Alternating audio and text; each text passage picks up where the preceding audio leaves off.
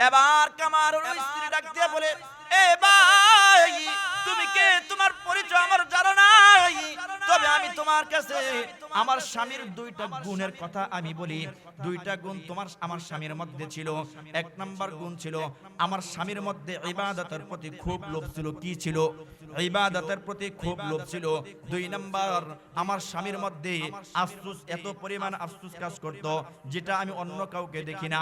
এবার ওই কামারের স্ত্রী ওই আলেমকে ডাক দেয়া বলে, ভাই, আমার স্বামী দুনিয়াতে থাকা অবস্থায় আমার স্বামী একজন সাধারণ মানুষ ছিল, কামার ছিল, কিন্তু আমার স্বামীর দোকানটা যেখানে ছিল ওই দোকানটা ছিল জগৎ বিখ্যাত তাবিঈ আব্দুল্লাহ ইবনে মুবারক রাহমাতুল্লাহি আলাইহির বাড়ির নিচতলায়। আমার স্বামী দিনের বেলা রৌদ্রের প্রচন্ডতার কারণে, গরমের প্রচন্ডতার কারণে আমার স্বামী দিনের বেলা কাজ করতে পারতো না। এজন্য রাত্রিবেলা যখন হয়ে যাইত, রাত্রিবেলা যখন সূর্য ডুবে যাইত, আর রাত্রিবেলা ওই ঠান্ডার মধ্যে দিয়া আমার স্বামী রাত্রিবেলা দাও খন্তে কুড়াল ইত্যাদি বানাইতো, আর দিনের বেলা এগুলাকে গোছায়া রাখতো। আর আমার স্বামী আফসোস করে করে বলতো, আয় আল্লাহ, আপনার কুদরতের কি খেলা, আপনি কাউকে রাখেন দুই তলায় আর কাউকে রাখেন নিচ তলায়। আয় আল্লাহ, আজকে আমার মধ্যে যদি দুনিয়ার প্রতি কোনো লোভ না থাকতো, দুনিয়ার কোনো প্রয়োজন যদি আমার না থাকতো, তাহলে ওই আব্দুল্লাহ ইবনে মুবারক রাহমাতুল্লাহি আলাইহি যখন রাত্রি নিরিবিলি হয়ে যায়, রাত্রির নিশীথে আব্দুল্লাহ ইবনে মুবারক রাহমাতুল্লাহি আলাইহি সুন্দর কইরা পাগড়িটা বেঁধে তার বাড়ির ছাদের উপর দাঁড়ায়া দাঁড়ায়া আপনার কদমে সিজদা দেয়। আর আমি কত কপাল পোড়া গো আল্লাহ, আমি দুনিয়ার জন্য শুধু দুনিয়ার ফিকির করতে থাকি, তোমার কদমে আমি সিজদা দিতে পারি না।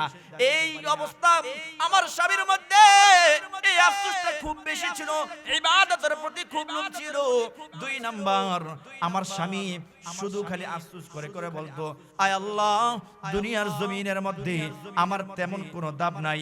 দুনিয়ার মানুষ আমাকে সাধারণ মানুষ বলে ডাকে, আমাকে কামার বলে ডাকে। দুনিয়ার মানুষের কাছে আমি একজন সাধারণ মানুষ। এই দুনিয়ার জমিনে আমার তেমন কোনো দাম নাই, মানুষ আমাকে কোনো মূল্যায়ন করে না গো আল্লাহ। কিন্তু আল্লাহ,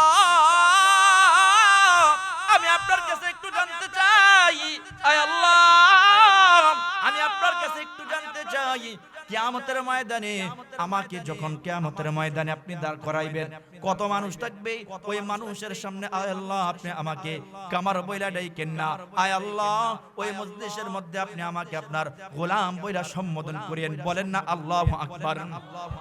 এবার ওই কামারের স্ত্রী ডাক দিয়ে বলেন, আমার স্বামী এই দোয়া করতো আর শুধু আফসোস করে করে বলতো। এবার ওই আলেম ডাক দেয়া বলে, ও বোন আমার, এই বুঝিছিল তোমার স্বামীর মধ্যে এই গুণ ছিল?